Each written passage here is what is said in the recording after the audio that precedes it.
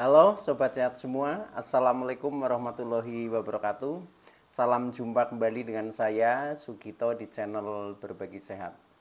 Channel edukasi dan motivasi seputar asam lambung, GERD, anxiety psikosomatis berdasarkan pengalaman saya sebagai orang yang pernah menderita asam lambung, GERD, anxiety psikosomatis dalam waktu yang cukup lama. Dan alhamdulillah sekarang sudah sembuh. Harapan saya khususnya kepada teman-teman yang masih dalam penderitaan asam lambung, GERD, anxiety psikosomatis, setelah menonton video ini akan dapat tersugesti dan termotivasi untuk dapat cepat sembuh. Saya bisa sembuh, insya Allah teman-teman pasti juga bisa sembuh. Badai pasti berlalu. Baiklah teman-teman, pada kesempatan kali ini saya akan berbagi seputar asam lambung, GERD, anxiety psikosomatis dengan topik tiba-tiba kumat. Saya pikir sudah sembuh, ternyata sensasi horor muncul lagi. Baiklah teman-teman ya, sebelum saya lanjutkan, tolong yang belum subscribe channel ini, klik subscribe dan loncengnya supaya teman-teman tidak ketinggalan konten video-video berikutnya. Dan jika suka, klik like, selalu bagikan ke sosial media teman-teman. Semoga bermanfaat buat kita semua. Baiklah, kita lanjutkan. Jadi topik kita kali ini adalah tiba-tiba kumat. Saya pikir sudah sembuh, ternyata sensasi horor muncul lagi. Ini juga sebagai jawaban ya atas pertanyaan subscriber setia yang punya akun Asep Suhendra. Kalau tidak salah di Cikarang ini. Ya. Nah, begini teman-teman ya.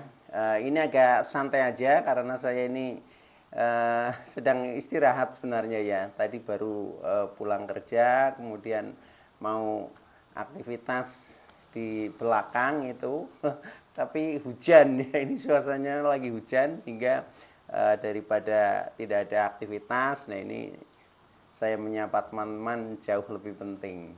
Oke ya. Jadi sensasi horor ini muncul lagi.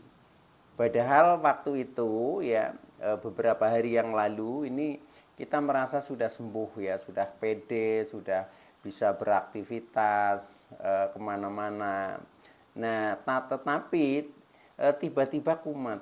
Nah, ini memang proses teman-teman. Jadi seperti pengalaman saya juga mengalami seperti ini. Mengalami seperti ini, ceritanya seperti ini ya. Ini cerita dulu ya. Jadi santai aja teman-teman, rileks lah.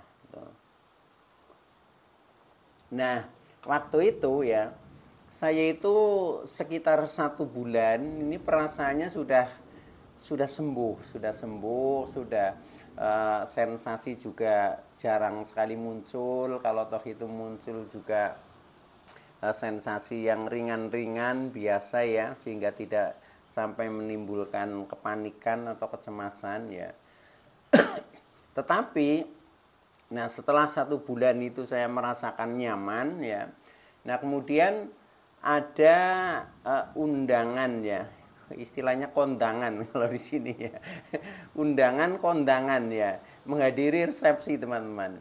Itu di rumah teman ya. Nah itu jaraknya lumayan agak jauh, 50 kilo ya.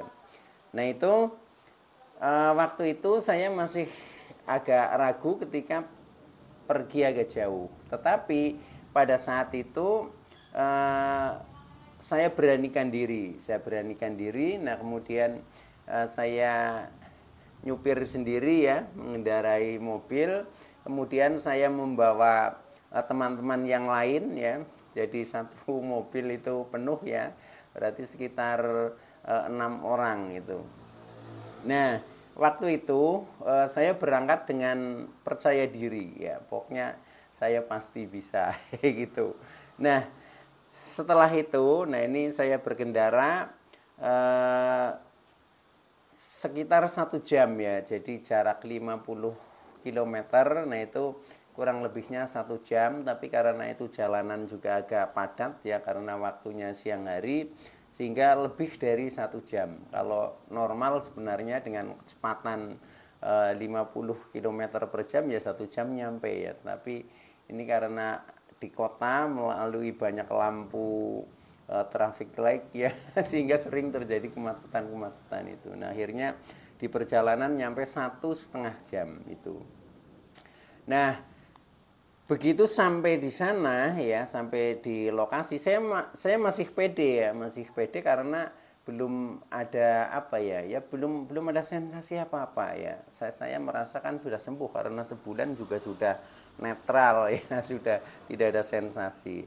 Nah, setelah saya parkir ya, kemudian menuju ke tempat ke tempat resepsi itu jalan kakinya lumayan ya, lumayan agak jauh maksudnya. Nah, itu jalan kaki sekitar ya hampir 200 meter itu. Karena kebetulan tempatnya itu di dalam gang yang tidak bisa kendaraan roda 4 itu masuk, sehingga saya harus jalan. Nah, di saat saya berjalan dari parkiran ke ini tempat resepsi, nah itu pikiran saya menghayalnya negatif ya, negatif. Ini seperti tidak percaya dengan dirinya sendiri karena kemarin aktivitasnya apa ya biasa-biasa saja, ketika keluar rumah juga tidak begitu jauh. Nah ini kemudian agak jauh yang pertama itu. Nah kemudian pada saat saya berjalan menuju tempat ini sudah terjadi perang batin ya, perang batin antara pikiran negatif dan afirmasi positif. Tetapi ternyata yang menang ini adalah pikiran negatif saya ya. Jadi saya kepikirannya, waduh jangan-jangan nanti saya ini kecapean, mungkin nanti akan pusing. Saya tadi juga belum minum yang cukup, yang agak banyak. Ini juga posisinya sudah jamnya makan tapi juga belum makan. Nah sehingga mulai kepikiran negatif ya. Karena apa? Karena contohnya sudah jamnya makan belum makan ini saja sudah menghayalnya jangan-jangan nanti pusing dan sebagainya seperti itu. Nah setelah itu begitu sampai di tempat kemudian saya pingin ke toilet ya, pipis lah itu. Nah kemudian saya ke toilet. Nah begitu di toilet ini pikiran negatif makin menjadi karena dulu punya trauma ketika mau ke kamar mandi saja takut gitu loh. Nah akhirnya selama di toilet ya, di kamar mandi itu yang saya pikirkan, wah jangan-jangan pingsan dan sebagainya seperti itu. Nah begitu saya keluar dari toilet ini sudah jalan mulai sempoyongan ya, mulai sempoyongan. Nah kemudian teman saya tanya ya, kenapa ini Mas Gito pucat sekali itu wajahnya. Nah makin menjadi ya karena dikomentari katanya pucate gitu. Nah makin menjadi. Nah akhirnya setelah itu rasa masih terus negatif. Nah kemudian saya duduk. Nah kebetulan duduk itu juga saya belum ambil air minum ya dan lain sebagainya, sehingga tidak ada penenang. Nah itu. Nah akhirnya makin menjadi. Nah akhirnya sampai dada ini terasa bergetar ya, bergetar, nyeri, kemudian nafas pendek, sesak, pusing, keliengan ya. Pokoknya seperti mau pingsan, pandangan buram. Nah itu. Nah setelah seperti itu makin panik ya, rasanya makin cemas untuk mengendalikan ini. Rasanya berat banget itu. Pokoknya afirmasi positif ini terkalahkan oleh pikiran yang negatif. Nah akhirnya saya tahu ya, karena saya ini panik ini seperti ini. Tapi cuma saya batin aja, tidak saya sampaikan karena di banyak orang kan malu gitu. Nah suasana di banyak orang ini makin memicu lagi. Wah ini saya bagaimana nanti kalau misalkan pingsan dan lain sebagainya kayak gitu. Nah makin menjadi. Nah itu akhirnya karena pandangan ini sudah benar-benar agak gelap ya. Nah, akhirnya saya bilang ke teman saya yang ada di samping saya, nah terus tolong saya ambilkan air putih yang panas ya, air putih panas 1 gelas ini, saya agak pusing ya gitu. Nah, terus teman saya itu ngambil itu ya. Nah, akhirnya saya minum. Nah, saya minum pelan-pelan ya. Kemudian waktu itu saya merokok juga ya. Kemudian saya sambil minum itu ya, air putih ya. Nah, supaya menjadi agak rileks ya, itu saya nyalakan rokok.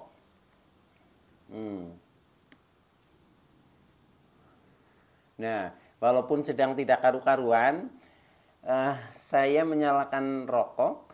Ini tujuannya untuk supaya saya bisa melakukan pernafasan ya. Jadi pertama ini sebagai media saya relaksasi, lebih mudah untuk saya menikmati nafas ya. Dan saya sebenarnya sedang berlatih pernafasan ya, tetapi orang di sekitar kita kan nggak tahu ya gitu. Nah, begitu saya hirup, saya keluarkan agak panjang, terus gitu berulang-ulang ya. Nah, akhirnya di sini agak longgar ya. Yang tadi ini sudah sesek sekali, seperti mau pingsan. Pokoknya rasanya sudah panik lah itu ya. Nah itu.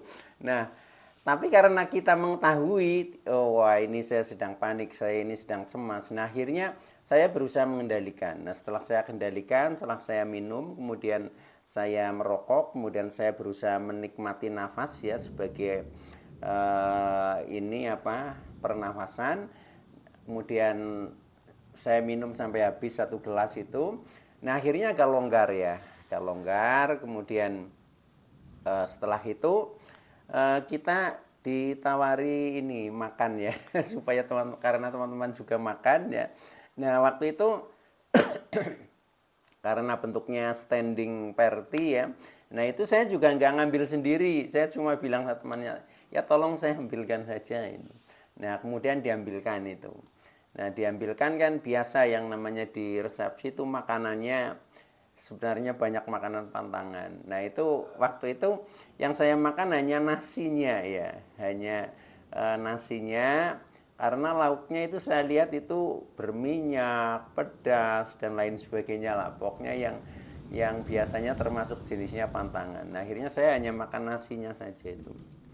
Nah sambil saya lebih menenangkan, nah itu akhirnya menjadi agak pulih ya, agak pulih. Nah kemudian sambil ngobrol juga dengan sebelahnya, walaupun sebenarnya saya males untuk ngobrol karena sedang menahan sensasi horor yang tiba-tiba datang ya.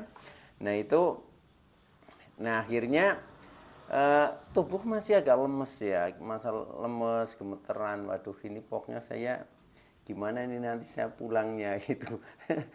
Sampai kepikiran seperti itu. Nah akhirnya setelah selesai di situ ya, ya sekitar 1 jam kan di situ. Nah itu teman-teman saya minta pamit ya untuk pulang dari tempat resepsi itu. Nah kemudian berjalan lagi kan menuju ke parkiran.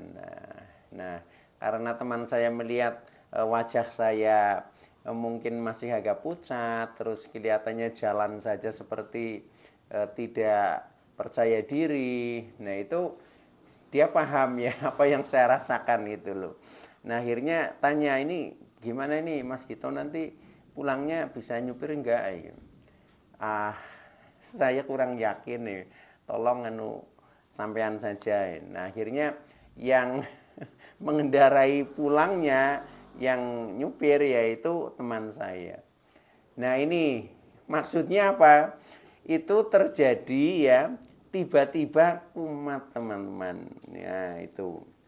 Cuma karena memang saya tahu ini kumat, ini disebabkan karena pikiran, karena mungkin agak sedikit terlambat makan. Nah, itu akhirnya kepanikan itu tidak berlanjut terus, walaupun sempat memuncak ya ketika pandangan ini sampai buram, kemudian kelijengan, jalan sempoyongan, itu artinya paniknya memuncak ya, jadi cemasnya memuncak, itu ciri-cirinya begitu.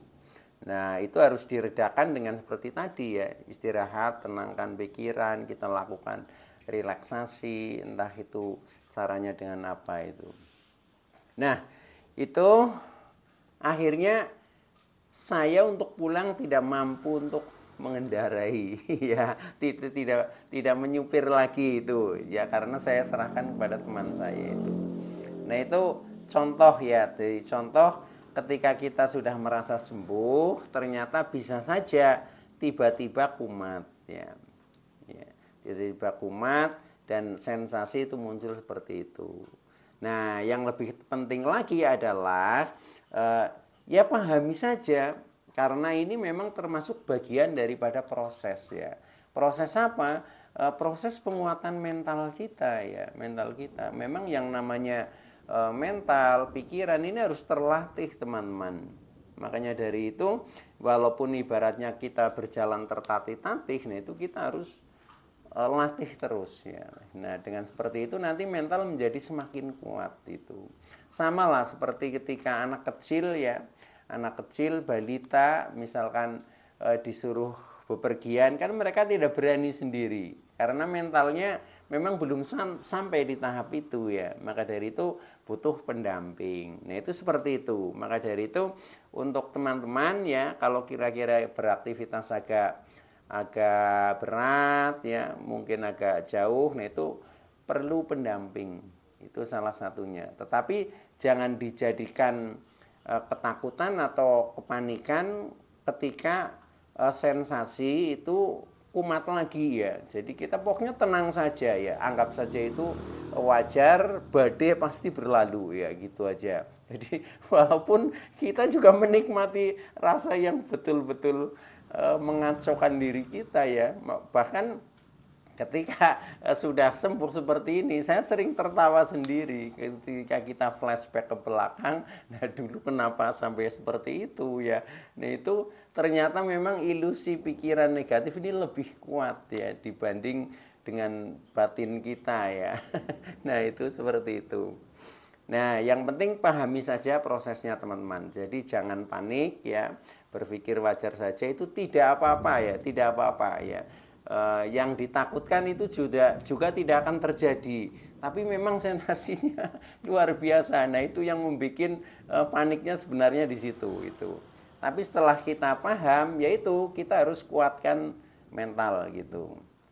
Nah, itu seperti itu ya. Jadi kita harus memahami sebabnya ya. Sebabnya contoh ya, saya itu kenapa terjadi tiba-tiba kumat, itu karena mengalami kecemasan dan kepanikan ya. Nah, itu karena sebabnya saya aktivitas agak berat. Artinya biasanya itu tidak mencapai jarak 50 km. Nah, saya keluar kota itu. Satu ya. Jadi aktivitas lebih berat ini harus disiapkan mental juga yang lebih kuat itu.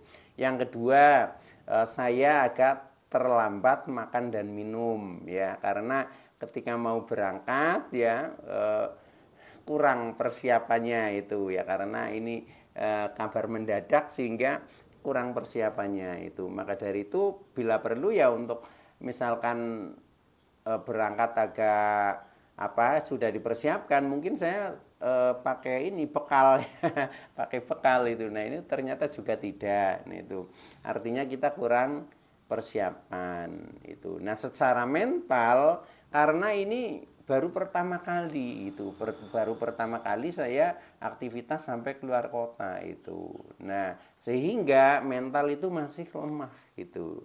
Nah, maka dari itu ya harus kita biasakan dulu, harus kita sedikit demi sedikit, yang penting ada progres. Jadi intinya kita harus memahami bahwa ini proses, sehingga kepanikan kita itu tidak berlanjut teman-teman ya. Walaupun memang sulit dikendalikan, tetapi nanti ketika teman-teman sudah mengalami, ini baru tahu ya. Jadi memang ini yang namanya penderitaan asam lambung, gerd, anxiety, psikosomatis ini memang fase-fasenya itu harus dialami. Ketika belum dialami pasti akan melalui hal-hal seperti itu.